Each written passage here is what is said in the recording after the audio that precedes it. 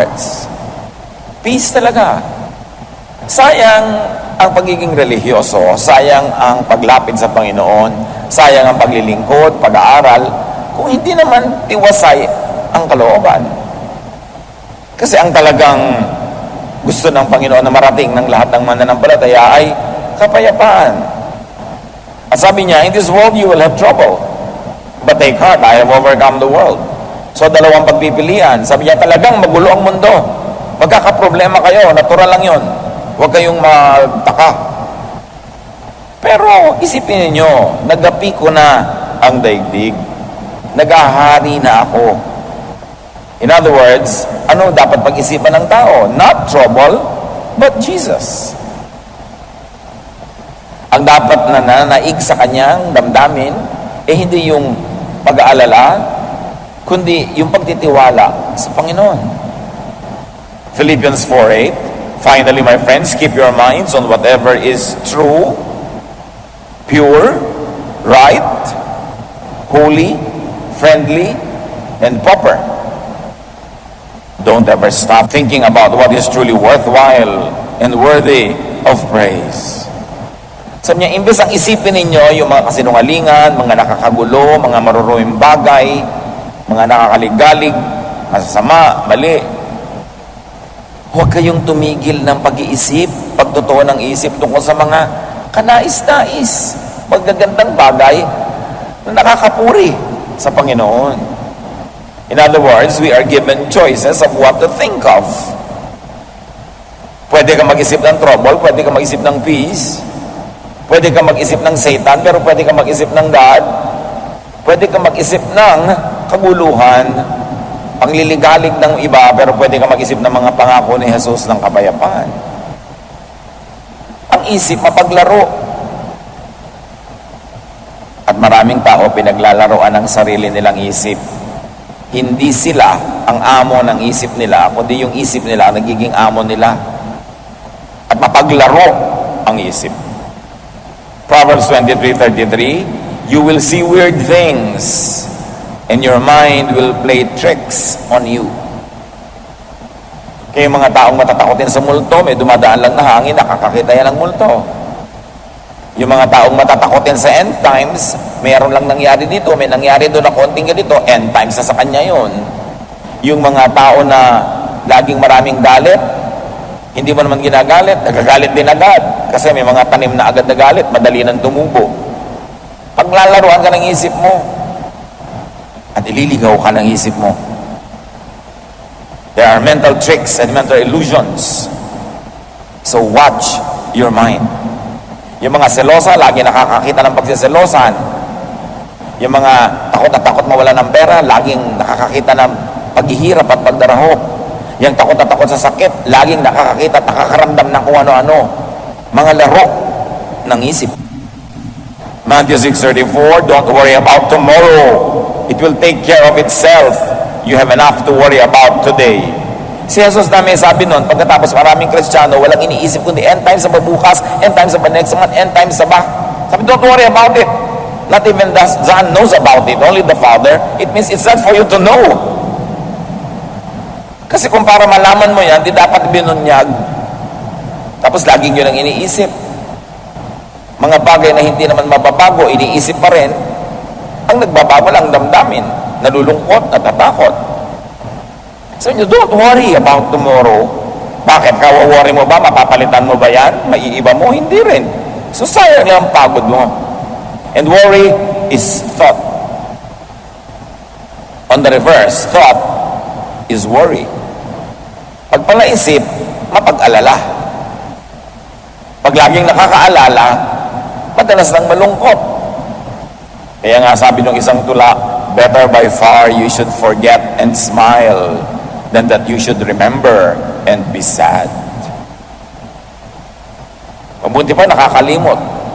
Mayroong mga nagmamahalan, magkalayo. Magtatampo yung isa, huy, nakakalimutan mo na yata ako. Kung talagang mahal mo siya, hindi ba iibigin mo pa nga malimutan ka na ng konti para hindi siya laging malungkot? Kasi lagi mong nakaalala ka, lagi ka namimiss. Tuwan-tuwa ka, yung ego mo tuwan-tuwa, dahil lungkot na lungkot siya at wala ka. Ganun ba ang pagmamahal? So sabi niya, mabuti pa na malimut-limutan mo ko, na makangiti ka naman, sumaya-saya ka, kasi lagi mo ako naaalala, tapos nalulungkot ka naman. So dahil mahal kita, please, kalimutan mo na muna ako dahil magkalayo naman tayo. Don't be obsessed with me. Yun ang pag-ibig na nakakapagpalaya, hindi pag-ibig na nanggagapos, nang tatali, nang kukulong. Psalm 32, 1-5. Our God, you bless everyone whose sins you forgive and wipe away. You bless them by saying, you told me your sins without trying to hide them, and now I forgive you.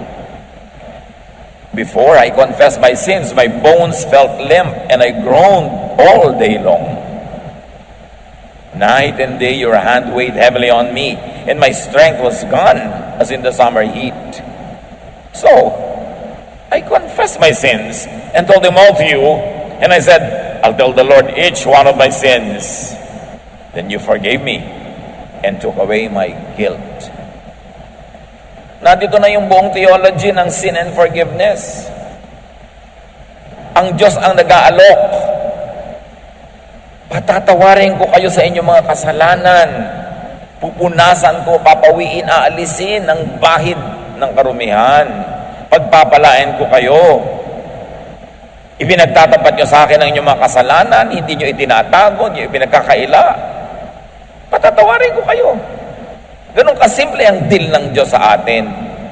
Until religious intercessors and priests stood between men and God and made the business of forgiveness complicated and expensive. Pero kung sa Diyos lang, may magtapat kayo sa akin, huwag kayong magkaila, patatawarin ko kayo, di matatanggal yung guilt nyo. Ang hirap yatang mag-guilty. Pero ang mga religyoso, lagi nagpapag-guilty. Because they can control people who are guilty. Pero ang Diyos, sabi niya, huwag niyong buhatin yung guilt niyo. Gusto ko maluwag ang loob niyo. At sabi ngayon itong awit, bago ko ipinagtapat, bago ko inamin at hiningi ng tawad ang mga kasalanan ko, kasakit ng mga buto ko. Para ako may bone cancer. Umaatungal ako araw-gabi sa sakit. Araw-gabi, napakabigat ng pasanin ko. At ang aking lakas ay parang sinisip-sip ng init ng tag-araw. Kaya naman, ipinagtapat ko sa Diyos sa aking mga kasalanan. Wala akong iniwan. Hiningi ko ng tawad. At pinatawad niya ako. Inalis niya ang aking heavy guilt feelings. Ang ministry ng Diyos mang-alis ng guilt. Ang ministry ng mga relihiyosong nagpapahirap ng buhay ng kapwa, magpagilty. Kumusta? Ang damdamin nyo ngayong oras na to, kayo ba'y punong-puno ng guilt o malaya, magaan? Hindi dahil holy kayo, hindi dahil tayo ay perfect, kundi dahil nagtatapat tayo sa Diyos at pinapatawad naman niya tayo, nagtatapat tayo. Mahirap na dala ng isip yung guilt. But guilt, forgiveness, peace are all thoughts. Nasa isip yan. Confess unto peace. Diretso sa Diyos. Hindi mo kailangan padaanin pa kung kani-kaninong tao yung confession mo. May bayad pa. Diretso sa Diyos. Yun ang gusto niya. Yun ang pinapalaya niya tayo. Hindi niya tayo hinahanapan ng perfection. Ang ginawa niya para mawala yung guilt natin, hindi siya nagre-require ng 100% holiness. Ipagtapat mo lang, ihingi mo ng tawad, and you are wiped clean.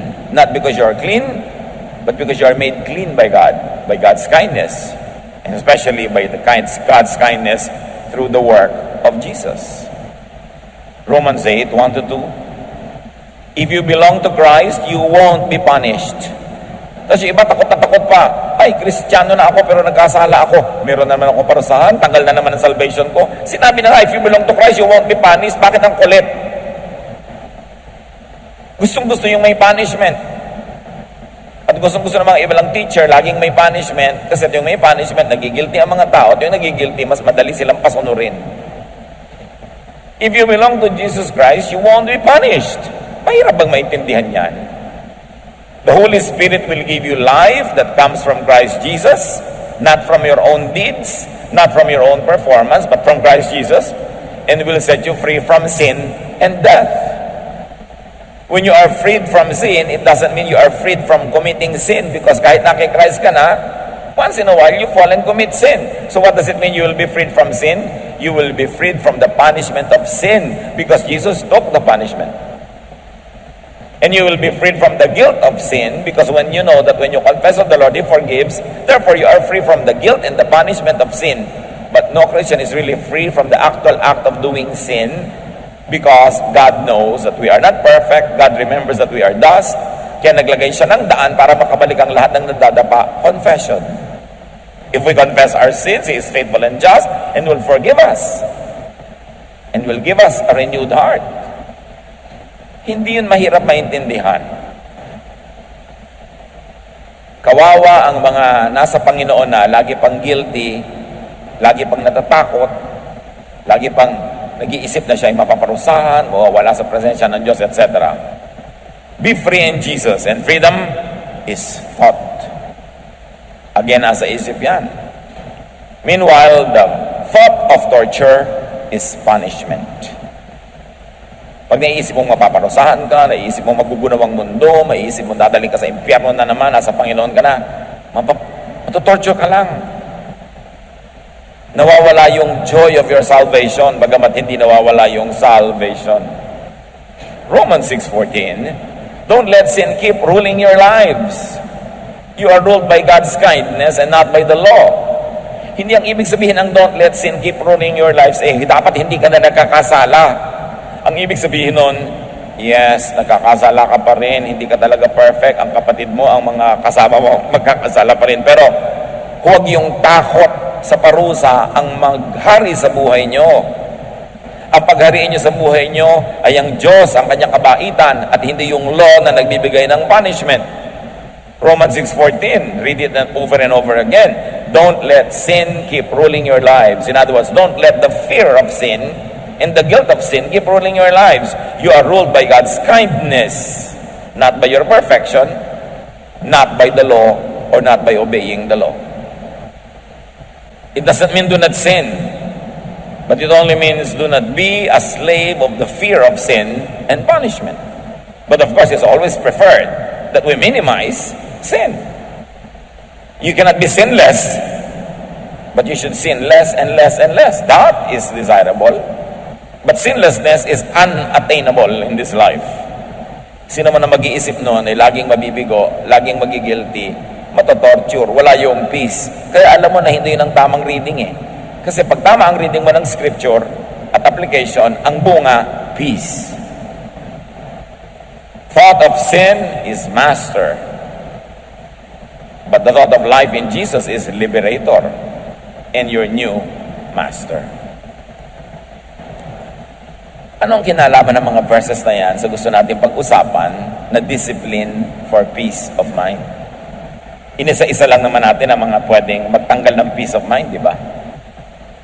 Anong disiplina ang kailangan natin para maghari yung peace of mind? Unawain ito. Thoughts become emotions, and emotions become blood chemistry.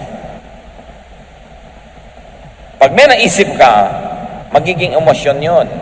Either nakakalungkot ang naisip mo, lulungkot ka. Nakakasaya, sasaya ka. Nakakapagpaselos, magseselos ka. Nakakapagpainggit, maiinggit ka. Basta may inisip ka, magkakaroon yun ng emotional equivalent in your system.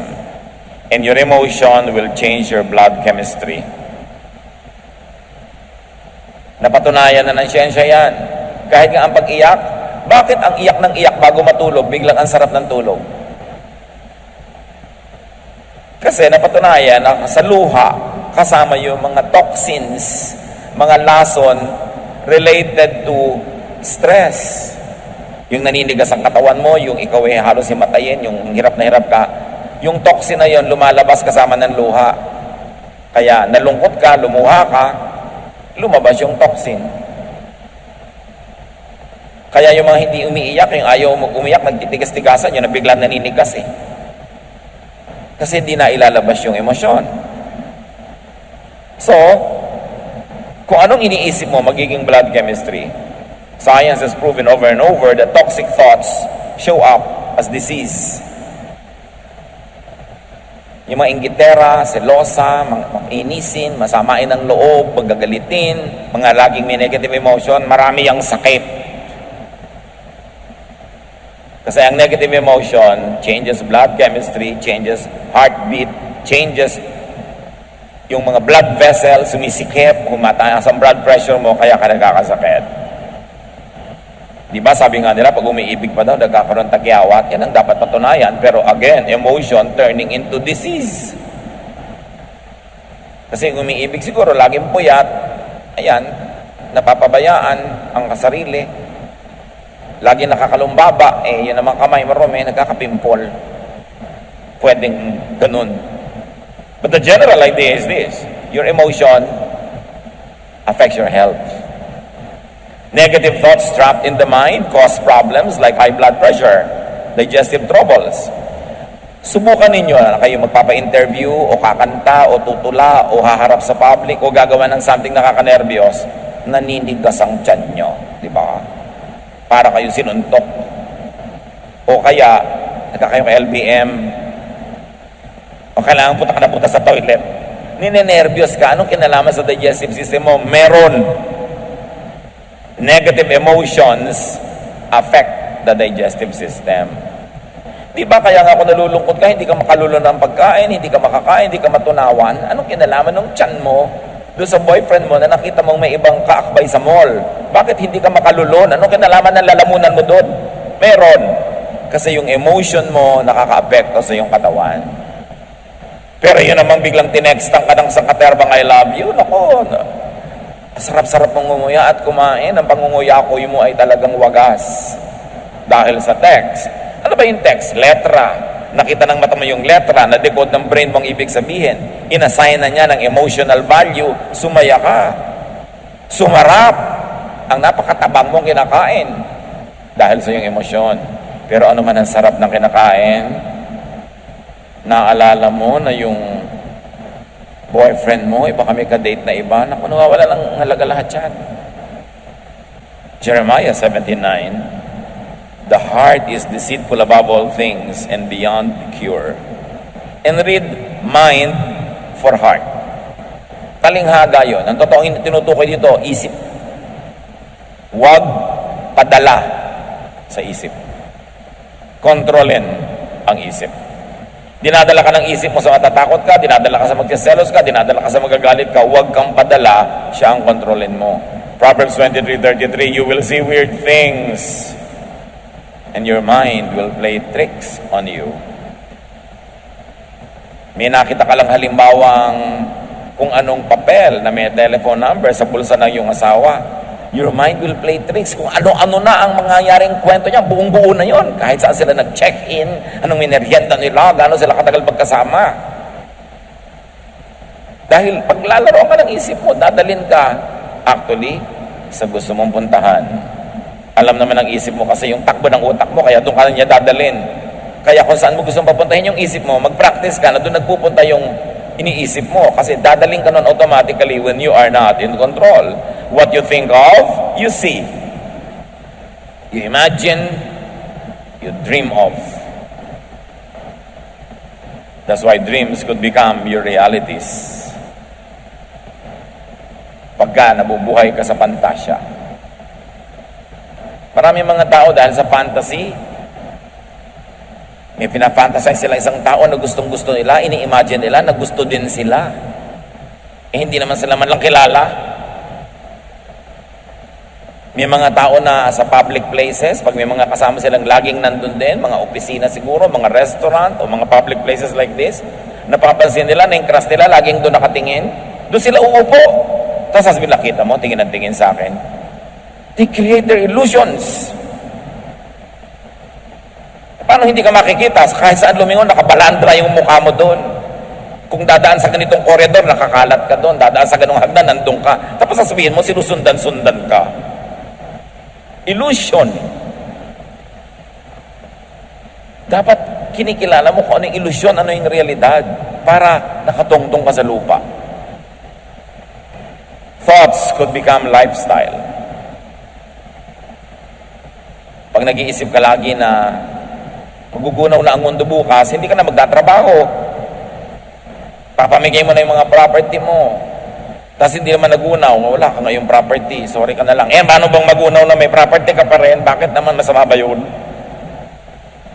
Magugunaw na ang mundo, magbibitiw na ako sa trabaho, hindi ko na papapasukin sa school ang mga anak ko. Bakit masama bang maabutan ng pagkagunaw ng mundo yung anak mo na nasa school? Pagka lagi mong iniisip, it will become your lifestyle. Thoughts could become actions, habits, behavior, character. Kaya pag lagi mong iniisip na ang Diyos masungit, godly ka, magiging masungit ka. Pag iniisip mo ang Diyos lagi nanguhusga ng kapwa, ikaw din, nanghusga ka ng husga. Kasi nang iniisip mo tungkol sa Diyos, nire-reflect mo ngayon sa buhay mo. What do you think of God? Ano bang iniisip niyo tungkol sa Diyos? Na gusto niyo ngayong i-model? Pagka ang iniisip mo ang Diyos, tuwing nakakakita nagkakamali, lagi niyang sinisita, mahilig ka ngayong manita. Pero kung iniisip mo na ang Diyos, mahilig magpatawad, nagiging mapagpatawad ka rin. What do you think of God determines your behavior. Nagiging salamin ka ng iyong isip at nakikita ng kapwa kung anong iniisip mo sa pamamagitan ng iyong mga kilos. Mark 7:20-23, Jesus said, "What comes from your heart is what makes you unclean. Out of your heart come evil thoughts. All this come from your heart, and they are what make you unfit to worship God." Again, heart is to be read as mind. Sabi, ang lahat ng gagaling sa isip mo. Kaya ganyan ka magdamit, kaya ganyan ka kumain, kaya ganyan ka kumilos, kaya ganyan ka makisalamuha, makitungo sa tao, kasi ganyan ka mag-isip. Ngayon, gusto mong palitan yon, edi palitan mo ang paraan ng iyong pag-iisip. Kasi yung isip mo ang factory ng lahat ng ginagawa mo sa buhay, doon yung nagmumula.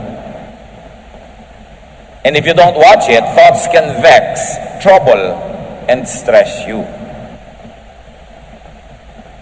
May bagyo. Lula ng isang bangka si Jesus at ang kanyang mga alagad. The same bagyo, the same bangka. Group 1, worried yung mga disciples. Group 2, nag-iisa si Jesus, sleeping. Magkaiba kasi sila ng iniisip tungkol doon sa bagyo eh. So merong relaxed. Kumisan nga, ibig-ibig mong mainggit doon sa mga taong sobrang relaxed. Wala na kayo pambayad sa kuryente, yung asawa mo relax pa eh. Ikaw worried na. Diba? Wala kayong kakainin bukas, walang pang-enroll ang mga bata, yung asawa mo relaxed. Ikaw, ngarag. 20 years later, pareho pa rin kayong buhay, pero ikaw, pumangit, tumanda. Siya, relax pa rin. Yan gusto mong ibig sabihin, mabuti pa yata ito, ganito, sobrang relax eh. Ako, pagod na pagod dito. Yun ang blessing sa mga relax. May mga pagod na pagod to keep them relaxed. Sobrang ka kasing responsible. Wala pala kayong kakainin, wala siyang ginagawa, subukan mong wala rin gawin. Pag pareho kayo nagutom, may gagawin na rin yan eh. Lagi mo kasi sinasagot yung problema, sinasalo, di nagre-relax siya. Yung kapatid mo, sobrang relax kasi umaasa sa'yo. Nag-asawa, umaasa sa'yo. Nagkaanak, umaasa sa'yo. Pagod na pagod ka. Subukan mong gutumin yung mga yan pag hindi kumilos. Hindi mo naman kasi ginugutom at alam niya yon, kaya ikaw mapagod, relax siya. That's life. Choice mo yan eh. Kumisan parang ring sumpa pag sobra kang responsible, ano? Lalo sa mga pamilya, pag maaga pa lang na-identify nila kung sino yung responsible, lagot ka buong buhay. Magpapabaya sila kasi alam mong di mo matitiis. Subukan mong tiisin. Baguhin mo yung pag-iisip. Hindi reklamo ka ng reklamo, tamad-tamad ng kapatid ko, tamad-tamad ng ganito. Lagi mo kasi sinasalo, hayaan mo malaglag. Pag hindi nagbago ng pag-iisip yan. Minsan yung mga sobrang responsible, nagiging konsentidor na eh. We are already tolerating very bad behavior by rewarding the lazy and punishing the masipag. Yun ba ang justice ng Diyos? No. If you're always troubled in spirit, identify why. Daniel 7:15, I, Daniel, was troubled in spirit, and the visions that passed through my mind disturbed me.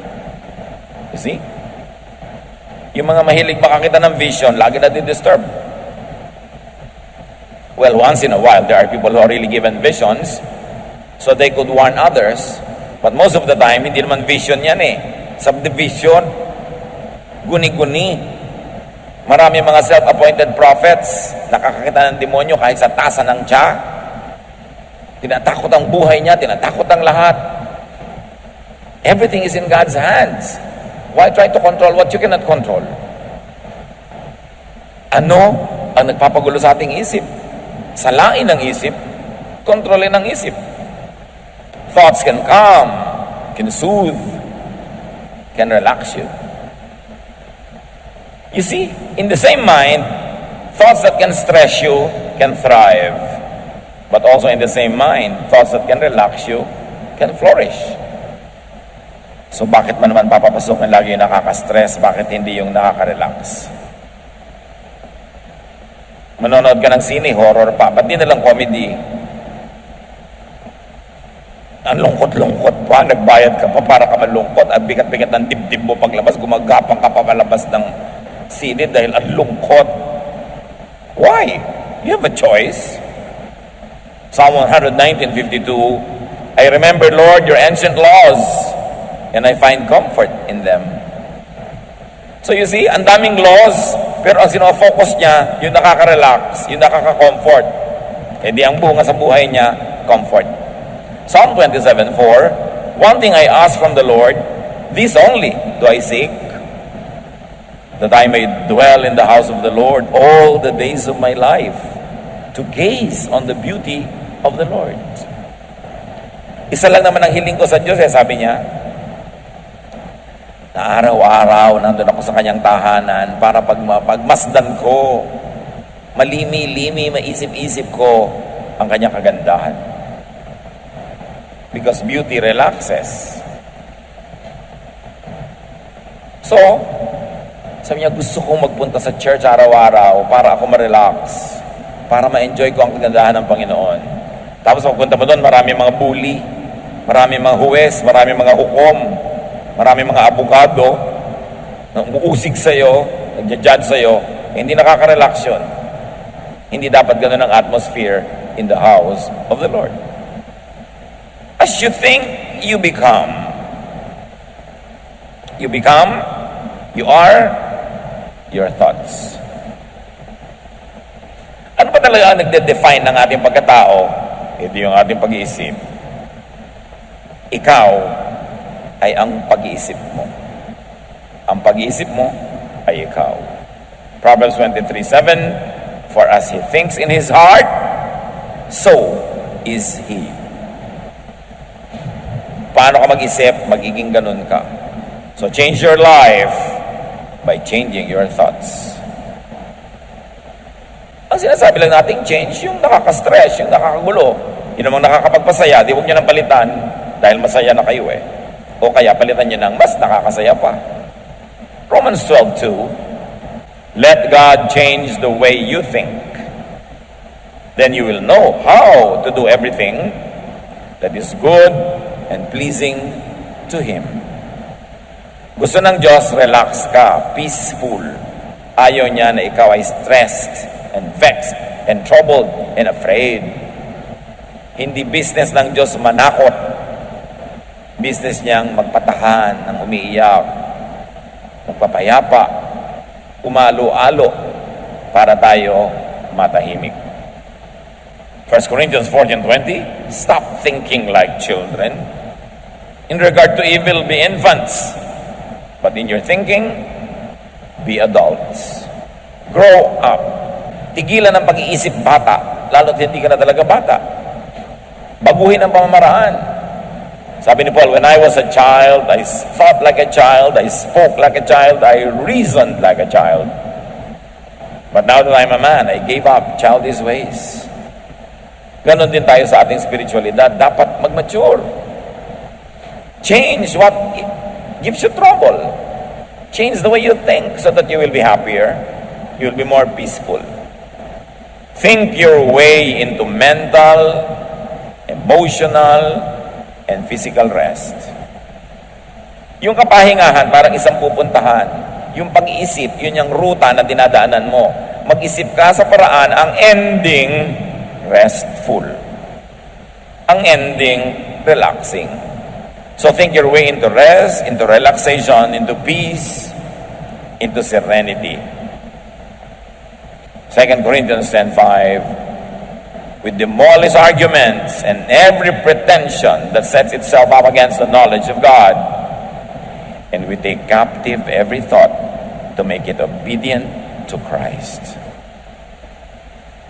Ginigiba namin ang lahat ng anumang pangangatwiran at mga pagkukunwari na bumabangga sa tunay na pagkakilala sa Diyos. At ipinabibihag namin ang anumang iniisip namin kay Kristo. Binibihag, ginagapi, ginukulong, ginagapos namin ang aming utak para ito pasunurin kay Kristo, hindi kay Satan. At hindi lang yun tungkol sa paggawa ng kabanalan at mga karelihiyosohan. Yun ay tungkol sa paghahanap ng tunay na kapayapaan, katahimikan, pahinga na siyang ibig-ibigay ng Diyos sa pamamagitan ni Jesus. Binabangga, dinudurog namin ng anumang mga pagpapunwari na karunungang makadiyos. Pero kung ang ending nakakagulo, nakakapagpagulo, nakakatakot, hindi yan galing sa Diyos, binabangga, dinudurog namin yan. Iyan ay isang pagkukunwari. Kung paano mo malalaman na masarap ang luto, pag tinikman mo na, doon mo malalaman kung tama ang interpretation of God's Word. Pag ang ending sa buhay mo, peace, serenity, love, quietude. Yan ang tamang bunga ng tamang interpretation ng salita ng Diyos. Kung i-interpret mo ang bunga, naligalig ka, naging judgmental ka, natakot ka, hindi yan dapat ang bunga, mali ang basa. Sabi ni Jesus, I came that you might have peace, that you might have life, and have it abundantly. So alam mo, pag tama, Pastor, ano po bang tamang interpretation? Yung ang ending, pumapayapa ka, tumatahimik ka, yun ang tamang interpretation. Siyempre, magigilig-galig ka rin sa mga mali para itama mo.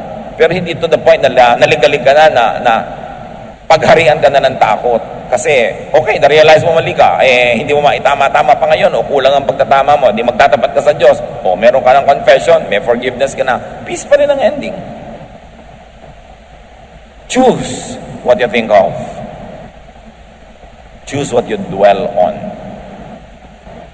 Tulad ng pinipili mo kung saang bahay ka titira, saang barangay, at sa loob ng bahay, saang kwarto ka, sa isang bulwagan, saang silya ka uupo, pinipili mo kung saan kalulugar, lagi niya naman lalong piliin kung anong iisipin. Kasi pag inisip mo, nasa loob ng utak mo. Pag nasa loob ng utak mo, yun ang magpapakilo sa iyong mga daliri, mga paa, sa iyong katawan, yun ang magkokontrol ng iyong buhay. At sabi ng Hebrews 3:1, fix your thoughts on Jesus.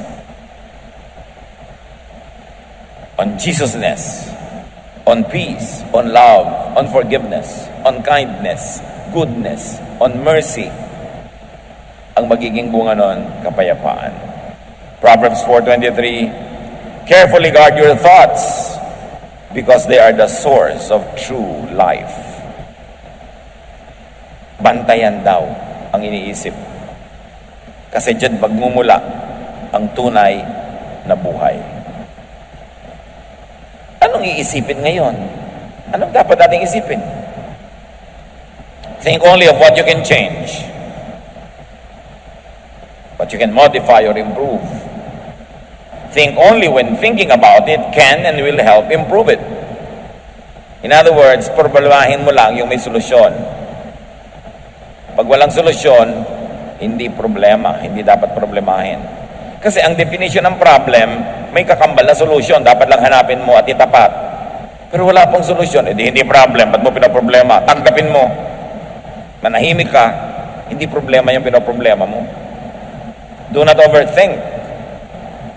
Do not worry. Especially about what you cannot change or what you should not even change in the first place. Matthew 6:34, therefore do not worry about tomorrow, for tomorrow will worry about itself. Each day has enough trouble of its own. Problemahin mo lang yung eto malapit, kaya mong hipuin, yung malayo, wag. Hindi mo nga alam kung darating yung malayo. Do not overthink about what cannot be changed. Yung anak ko po ayaw magbago. Eh di wag mong baguhin. Ayaw palang magbago eh. Bakit mo pinaproblema? Ang asawa ko po ayaw magbago. Ginawa ko na lahat. Eh di tumigil ka ng kagagawa. Napapagod ka lang pala. Hindi naman nagbabago. Mahirap pag-isipin yun. Kailangan po bang i-memorize yan? Binabago mo yung ayaw magbago. Hindi bumabangga ka sa bundok, sa pader. Napapagod ka. Do not think and overthink about what could only be accepted. At least at the moment. May mga bagay na dapat nalang tanggapin. Baka bukas, mapalitan na yan, maiba. Beyond you, without your participation. Pero lahat ng ginagawa mo ngayon, hindi mo mabago. Tanggapin mo na lang para tahimik ang buhay mo. Do not overthink about what only makes you worry or afraid. Kung kaiisip ang bunga, nagwo-worry ka, natatakot ka, which translates to become a disease, remember, idilugi ka. James 4:8, come near to God, and He will come near to you. Clean up your lives, purify your hearts, hindi lang of wrongdoing, but also of wrong thinking. Choose thoughts that give you peace. Ano po bang dapat kong gawin sa anak ko na baptism? Tubok, wisik, o buhos? Kasi parang pare-pareho, may verse naman na support. Pare-pareho, mayroong pro and con. So, kaya saan ka ba masaya?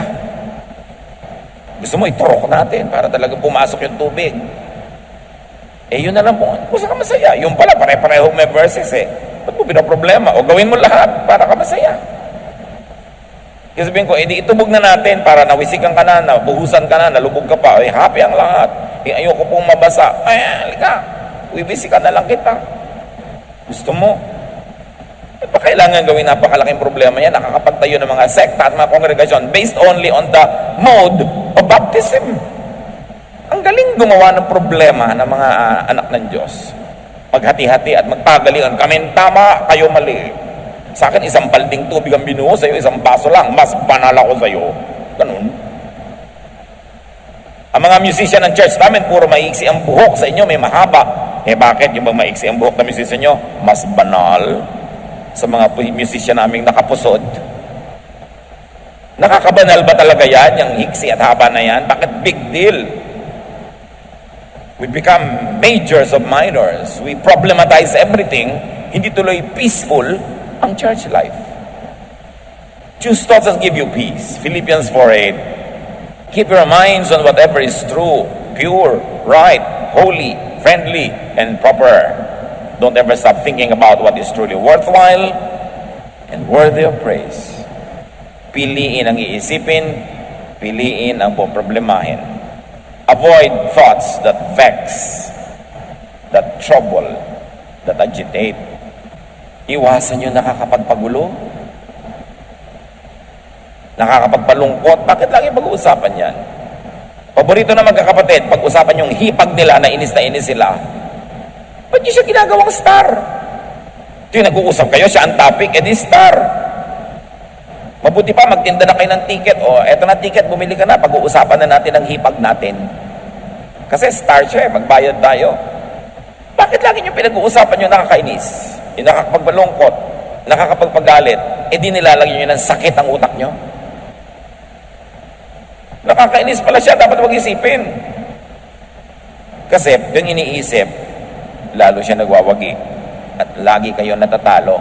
Kasi kahit naman kayo isip ng isip, kwento ng kwento, hindi rin naman sila nagbabago, kayo ang naiinis.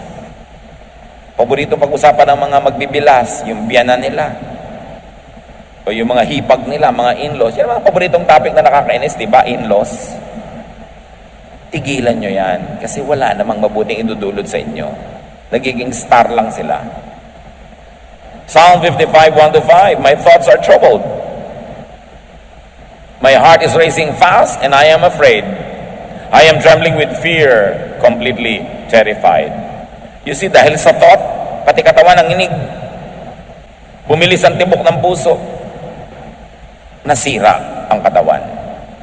Bakit yung papayagang laging mangyari yon? Ephesians 4:31, get rid of all bitterness, rage and anger, brawling and slander, along with every form of malice. Yan ay para sa inyong personal na kabutihan. Detox your mind. Marami naman nagde-detoxan ng katawan nila, umiinom ng pang-detox, nagpapaturok ng pang-detox, pero hindi binabantayan kung ano iniisip. Itong pinakamaraming toxic elements na pumapasok. Direct your thoughts. Turuan, utusan, akayin ang isip. Colossians 3:2, set your mind on things above, not on earthly things. Set your mind on things that give peace and serenity, not on those that trouble you. Kaya mga kapatid, very clearly, discipline your mind. Pag yung isip ay pumupunta na kung saan-saan, hoy, liko ka dyan, alis dyan, hindi ka dapat dyan pumunta. Discipline your mind. Psalm 139:23-24, search me, O God, and know my heart. It means know my mind. Test me and know my anxious thoughts. See if there is any offensive way in me, or in the way I think, and lead me in the way everlasting. Suriin niyo po ang isip ko, ang pag-iisip ko, ang pinag-iisipan ko, at akayin niyo ang utak ko sa tamang daan na nagbibigay ng buhay na walang hanggan, buhay na masaya, buhay na payapa.